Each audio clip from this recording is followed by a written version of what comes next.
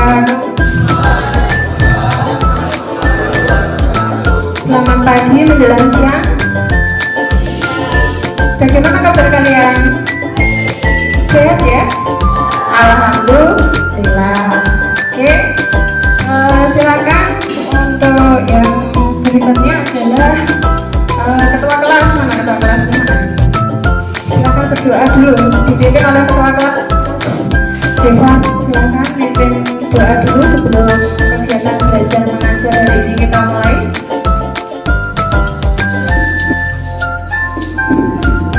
Baiklah kawan-kawan, baiknya sebelum kita mulai pembelajaran pada hari ini, mari kita berdoa sesuai dengan gambaran bacaan masing-masing berdoa di kita.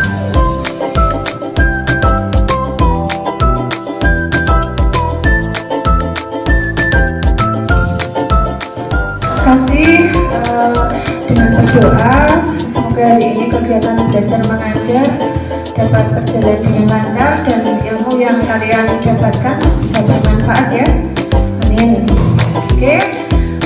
Sebelum kita mulai pembelajaran mapel sejarah hari ini ya, ini Bu Vita ada masukan ya.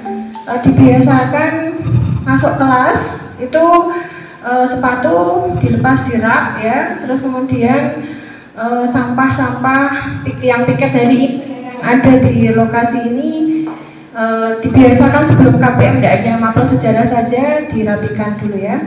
Karena kebersihan adalah sebagian dari iman. Apabila tempat belajar kita bersih dan nyaman, kita juga menerima pelajaran juga ini ya, mudah dan lancar seperti itu. Dan kalau tempatnya bersih kan enak dipandang ya, kan seperti itu.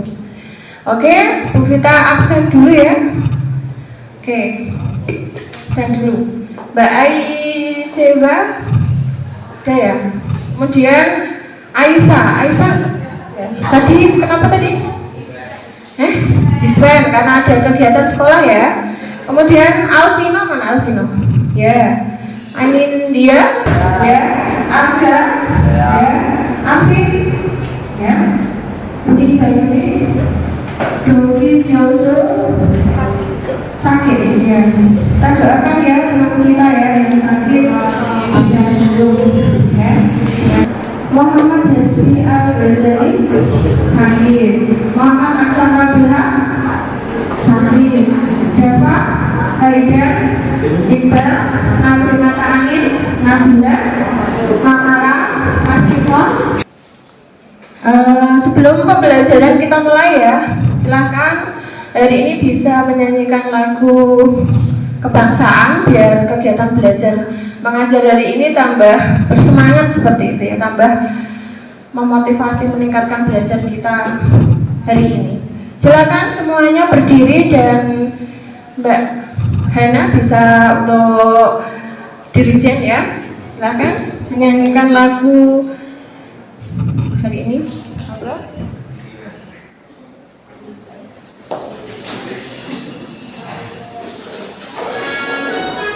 Berdiri semuanya Mbak, tolong berdiri semuanya Mas ya.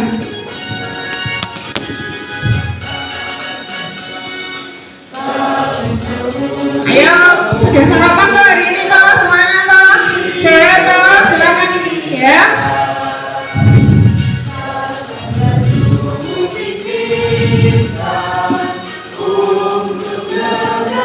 Ayo suaranya, ayo ditinggikan suaranya.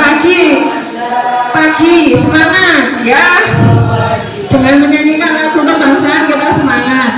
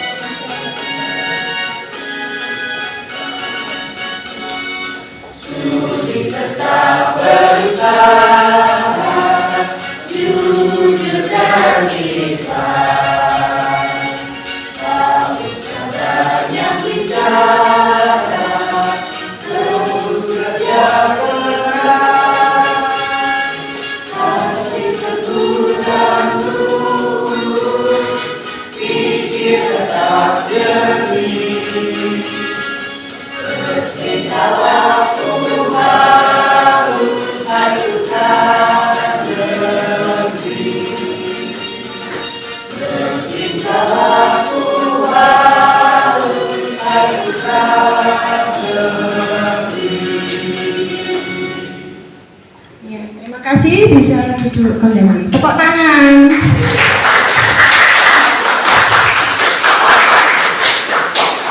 Oke, sudah siap untuk belajar hari ini?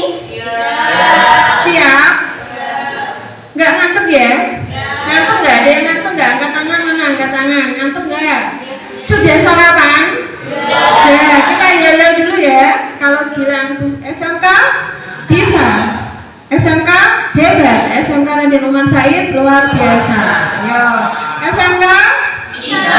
SMK hebat. SMK Raden Umar Said luar biasa. Tepuk tangan ya. Ya, oke. Ya, udah semangat. Kita senang ya. Ini kegiatan belajar mengajar hari ini tujuan pembelajarannya adalah dengan kegiatan pengamatan melalui literasi digital, peserta didik mampu menganalisis hasil akulturasi kebudayaan hidup Buddha di Indonesia, ya, berupa bangunan, seni rupa, seni ukir, seni pertunjukan, seni sastra, seni aksara dengan baik. Itu harapannya ya, tujuan pembelajaran di hari ini. Kemudian dengan kegiatan diskusi, nanti ada diskusi ya. Dan pengamatan melalui literasi digital, peserta didik mampu membuktikan bentuk akulturasi kebudayaan hidup Buddha. Kemudian yang ketiga, tujuan pembelajaran hari ini, dengan melakukan kegiatan diskusi dan unjuk kerja secara berkelompok, peserta didik mampu membuat infografis dengan aplikasi Canva. Ya, kemarin kita udah nawarin. Ini nanti LKPD-nya mau dibuat apa gitu kan? Ya pakai Photoshop bisa, Corel bisa, ya kan? Gitu. Kesepakatannya nanti bagaimana kan seperti itu. Itu tujuannya ya Mbak ya. Hari ini bisa dipahami ya tujuan hari ini ya. Kemudian next. Oh ya, kemarin Bu Vita sempat menyebarkan asesmen diagnostik ya lewat grup kelas ya. Saya sudah pantau. Terima kasih sudah pada mengerjakan ya. Untuk diagnostiknya, oke. Untuk pretest kemarin Bu Vita memberikan soal ini ya. Yang pertama, pengaruh hidup Buddha dari India terhadap Indonesia dalam bidang kebudayaan dapat dilihat dari apa saja kemarin.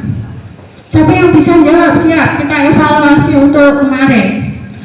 Seberapa jauh sih kalian ini kemarin materi kemarin ini pemahamannya? Ya namanya siap, Mbak Sapin. Indi.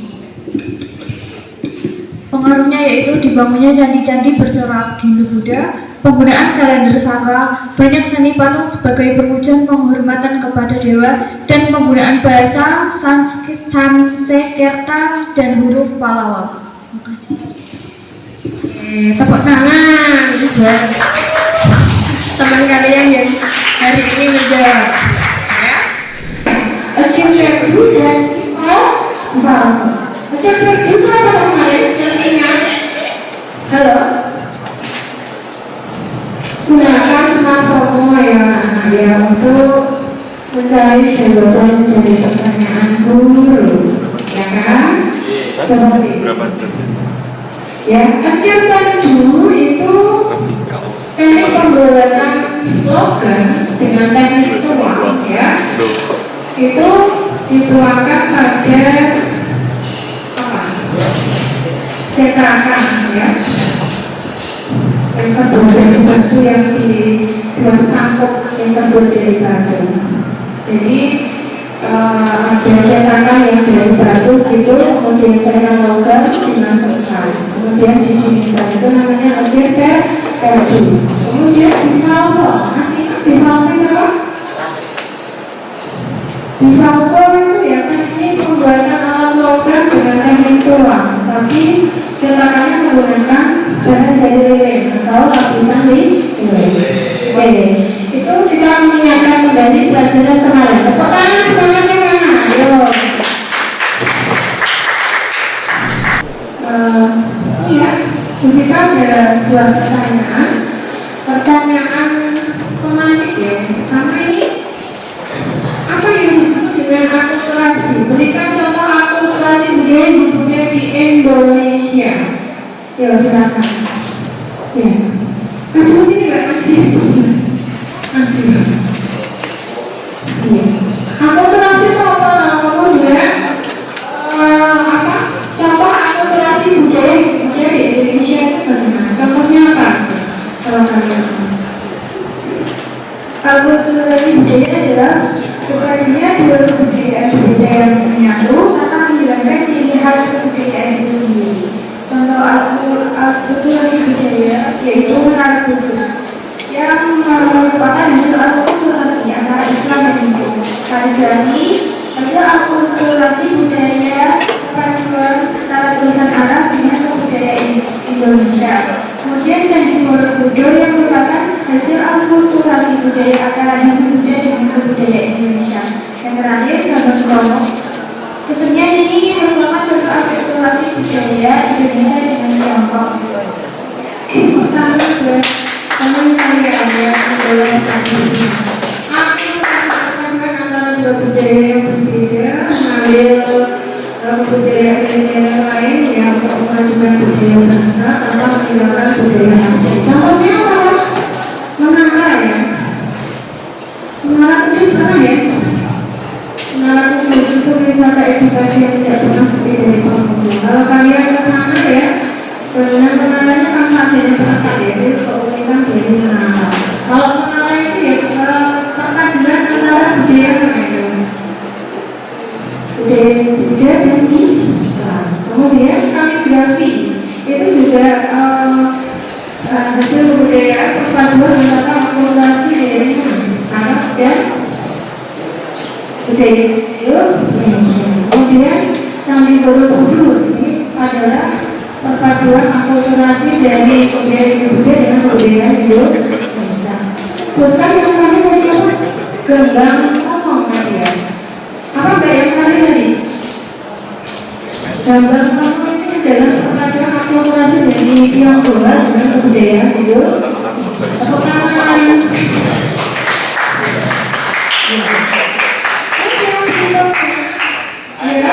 Masih bidang arsitektur dalam pembangunan candi hanya ada batu yang disusun tanpa perekat. Kenapa pada candi di Jawa Tengah bisa berdiri menjulang tinggi dan bisa tersaring sampai sekarang? Ada yang bisa menjawab?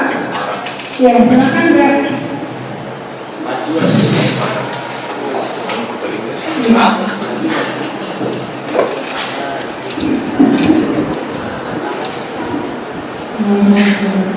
Saya tekan tempat tangan ya, udah temen ya yang macam.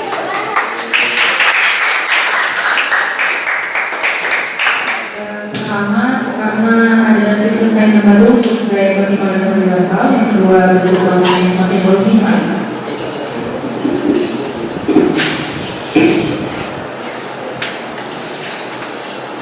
Terus yang ketiga, pemakaian bahan batu bertumpuk yang beratur untuk kestabilan bangunan candi dan terus yang keempat ya, candi. Fungsi candi tadi untuk apa tadi? Untuk pemakaman, tempat ibadah dan pengajian suci ya. Kemudian budaya dari arsitektur candinya ada candi-candi, Puloka, terus tubuh candi apa tadi? Puloka, puncak candi apa tadi? Swaloka. Ya, dengan artinya tadi ya. Apa tadi? Kesucian jiwa, alam dunia fana. Terus yang terakhir apa tadi? Puncak candi artinya apa tadi? Tetap tangan tentunya.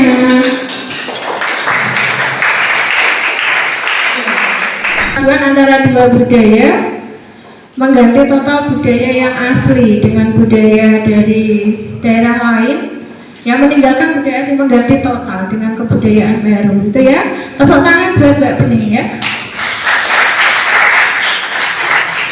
Oke, yang ketiga, meskipun masyarakat Indonesia sudah menganut agama Hindu, tetapi masih nampak pengaruh unsur kebudayaan asli Indonesia. Siapa yang mau menjawab nomor 3? Ya, silakan maju sini Mbak, maju sini. Mbak Regina. Ya.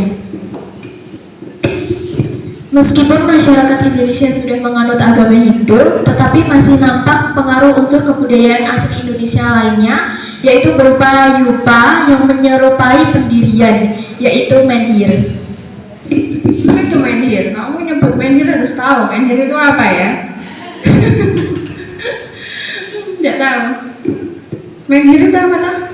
Tiang tugu batu yang digunakan untuk menyembah roh nenek moyang. Itu salah satu hasil kebudayaan dari apa kemarin? Megalitikum. Ya, hasil kebudayaan. Oh, sudah materinya sudah kemarin kok ya, lupa. Ya, jangan lupa ya, jangan dilupain ya yang kemarin ya ini. Belajarnya ditingkatkan lagi ya Mas ya, Mbak ya. Oke. Yang keempat, perwujudan akulturasi Indonesia dan Indo-Buddha pada sistem kepercayaan dapat dilihat dari apa ya? Dapat dilihat dari apa? Ayo. Oh, siapa ini? Mas siapa ini? Mas. Dapat dilihat dari upacara keagamaan yang menggabungkan unsur pemujaan roh nenek moyang dengan tata cara upacara keagamaan Hindu-Buddha. Ya, terus yang berikutnya, kalau dulu tuh kita mengenal agama apa aja ya teman-teman ya di sini ya. Apa Mbak yang terakhir tadi? Gambang Kromong itu adalah perpaduan akulturasi dari Tionghoa dengan kebudayaan Indonesia. Tepuk tangan. Ya. Terus yang berikutnya, ya, pada bidang arsitektur dalam pembangunan candi hanya ada batu yang disusun tanpa perekat. Kenapa pada candi di Jawa Tengah bisa berdiri menjulang tinggi dan bisa bertahan sampai sekarang? Ada yang bisa menjawab? Ya, silakan Mbak. Ya.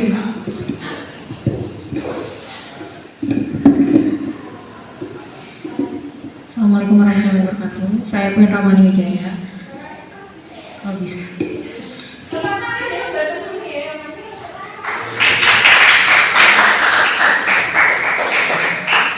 Pertama, karena ada sistem kaitan batu untuk gaya vertikal dan horizontal. Yang kedua, bentuk bangunan yang semakin meruncing ke atas.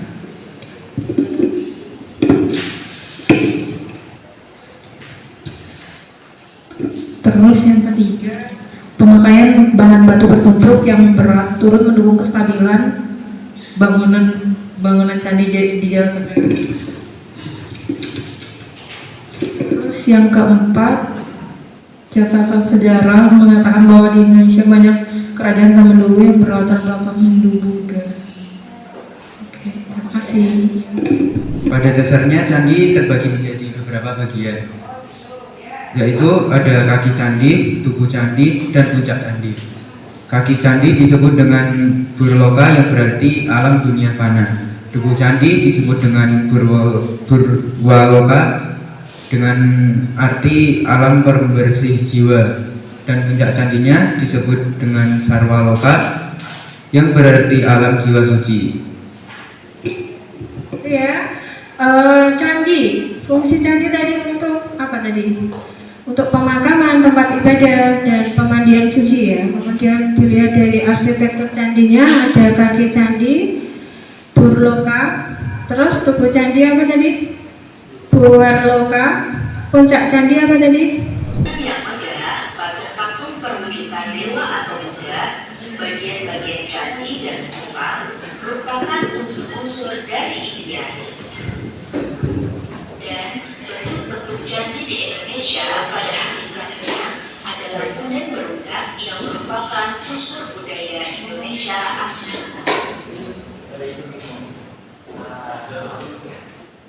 Bentuk akulturasi yang kedua adalah seni rupa dan seni ukir. Masuknya pengaruh India juga membawa pengaruh pada perkembangan dari seni rupa, seni bahan, dan seni ukir.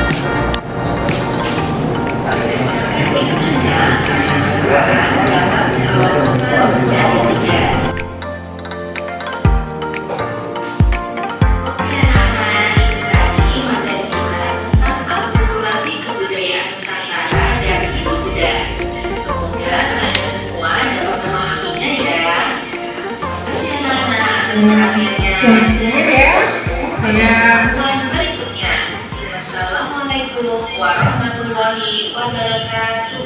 Setidaknya setelah kalian melihat video, tayangan video, bisa ada gambaran ya tentang peninggalan akulturasi Hindu-Buddha di Indonesia. Tadi ada berupa apa tadi? Bangunan, seni ukir, seni rupa, terus apa lagi? Pertunjukan, sastra, ya, dan bangunan. Ya, nanti kita teruskan kaji lagi lebih dalam. Oke teman-teman, nanti Bu Vita ini ya ada LKPD yang perlu kalian selesaikan secara berkelompok ya. Ini ya tabel berupa tabel sederhana analisis. Oke. Sebelum LKPD kalian diskusikan ini ya, dibentuk kelompok dulu, monggo dibentuk kelompok dulu. Kelompok kalau jumlahnya ini ada berapa ini? Ada 6 kelompok. Monggo merapat di kelompoknya masing-masing. Ya, ini tadi dari video yang ditayangkan ini dari tugas Bu Vita yang perlu ditanyakan cukup jelas ya. Jelas. Nanti diskusikan, nanti ada presentasi.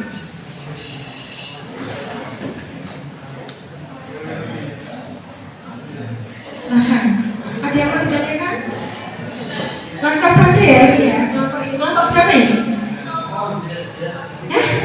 Kelompok 1 ya. Silakan didiskusikan dulu.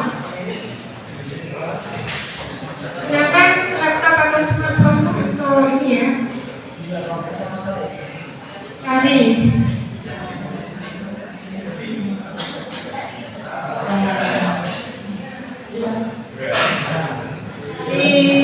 Itu loh tabel untuk jawab tabel itu tabel analisis mencari jawaban ya, literasi digital lewat laptop atau HP Android kalian. Ada kesulitan di sini? Ada? Ya. Kelompok berapa ini? Ya, cukup jelas ya. Jadi peninggalan akulturasi Hindu-Buddha di Indonesia bentuk peninggalannya. Perkenalkan, kami dari kelompok 1 akan mempresentasikan hasil diskusi dari kelompok kami.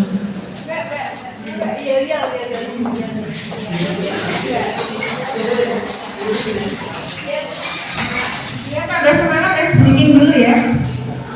Ya, biar tambah semangat dan sedikit dulu ya. Ini aku punya tepuk semangat. Teman-teman bisa ikutin gerakan aku ya. Duduk enggak apa-apa.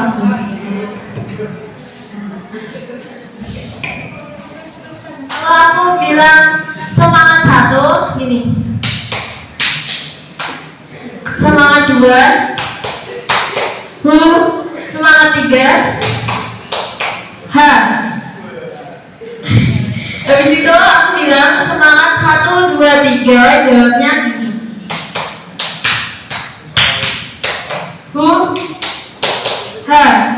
Sudah paham teman-teman? Sudah ya? Ya, tepuk tangan dong. Ayo. Ice breakingnya ayo. Jelas ya, silakan. Ice breaking. Semuanya semangat 1, semangat 2, semangat 3, semangat 1, 2, 3.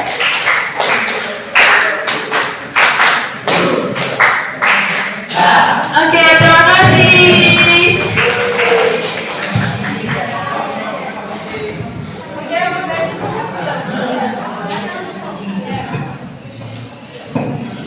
Yang pertama bentuk kegiatan adalah bangunan dan uraian analisis adalah candi-candi Indonesia mencerminkan perpaduan Hindu-Buddha dan budaya asli, mencerminkan adaptabilitas masyarakat Nusantara. Dengan demikian, akulturasi seni ukir Nusantara dan Hindu-Buddha menciptakan warisan seni tak terbatas usia yang memperkaya budaya Indonesia, sambil menjaga keberlanjutan dan keberagaman warisan Hindu-Buddha.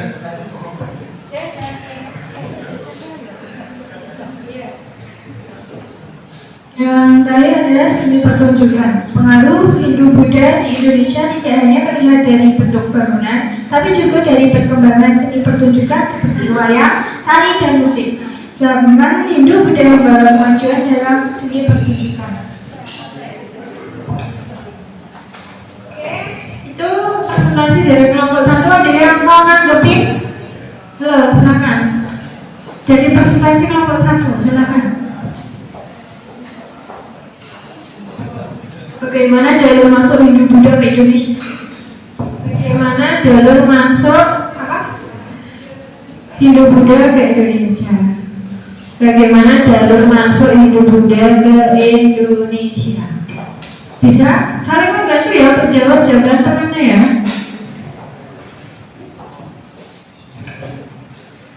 Hindu-Buddha masuk ke Indonesia melalui jalur perdagangan dan dibawakan oleh pedagang dan pendeta yang berasal dari India dan Tionghoa. Masuknya ini memasuki 2 jalur, yaitu jalur darat atau jalur sutra utara dimulai dari Tibet, kemudian mengarungi ke utara hingga sampai ke Tiongkok, Korea, Jepang, dan ya sudah aja. Terus lanjut ke jalur selatan dimulai dari India Utara menuju ke Bangladesh, kemudian mengarah ke Myanmar, Thailand, Semenanjung Malaya, dan mengarah ke Indonesia. Untuk jalur laut, selain melewati jalur darat, penyebaran Hindu-Buddha melalui jalur laut. Jalur ini sangat identik dengan rombongan dagang, dan biasanya rute perjalanan jalur laut dimulai dari India, kemudian ke Myanmar, Thailand, Semenanjung Malaya, dan berhentian terakhir di wilayah Indonesia. Seperti itu Mbak, bagaimana Mbak? Bisa diterima ya? Ya. Kelompok lain, ada yang mau nanggepin? Ada nggak? Tidak ada. Ada nggak? Tidak ada. Silakan bisa tutup. Sekian dari kelompok kami. Bila ada kesalahan mohon dimaafkan. Sekian. Wassalamualaikum warahmatullahi wabarakatuh. Oke, terima kasih ya. Nanti apa yang sudah bisa kalian tangkap atau apa yang sudah bisa kalian dapatkan dari pembelajaran dari ini bersama Bu Vita. Ayo, sebagai refleksi kalian. Dari ini kalian sudah mendapatkan apa sebagai refleksi? Halo, siapa yang di ojek? Namanya siapa Mas? Apa yang sudah kalian dapatkan atau pahami dari materi dari Bu Vita?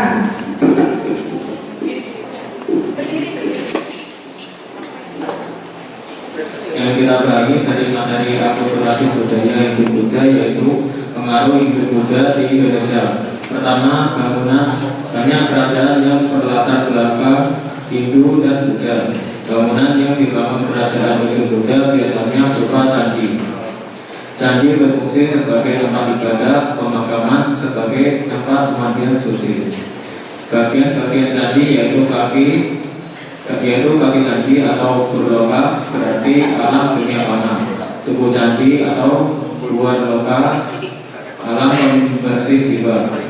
Puncak candi atau swaloka alam jiwa suci. Beda candi Jawa Tengah dan Jawa Timur. Candi Jawa Tengah memiliki tubuh tambun yang dihiasi dengan kamagara atau wajah raksasa. Candi Jawa Timur memiliki tubuh ramping, biasanya sederhana. Kedua, seni rupa dan seni ukir. Seni rupa Hindu-Buddha memberikan pengaruh terhadap seni ukir atau relief dan makaran. Ketiga, seni pertunjukan. Pertunjukan yang berkembang pada zaman Hindu-Buddha seperti seni wayang, seni tari, seni musik, atau gamelan. Keempat, seni sastra dan aksara. Prasasti Yupa ditulis dengan huruf Pallava dengan bahasa Sanskerta. Tapi sudah bisa memahami ya Mas materi ini ya? Bisa nggak? Alhamdulillah. Next ya, kesimpulan. Siapa bisa menyimpulkan dari tadi penayangan video, penjelasan dari Bu Vita, diskusi tanya jawab, kemudian presentasi teman kalian dari kelompok 1, 2, 3, 4, 5. Yang bisa disimpulkan apa? Settingan kafe kok. Berapa? Saya Jaya untuk sekolahnya masuknya hidup dan mengendalikan pengaruh kehidupan masyarakat Indonesia dan menyatukan budaya Hindu Buddha dengan budaya Indonesia. Meskipun memberikan pengaruh terhadap kehidupan masyarakat dan budaya Indonesia, adanya akulturasi budaya ini menunjukkan bahwa masyarakat Indonesia terbuka akan budaya baru. Itu ya sebenarnya teman. Tapi sebelum kita akhiri untuk pembelajaran terutama pembelajaran berikutnya nanti di pertemuan minggu depan ya, rencana pembelajaran minggu depan yaitu apa?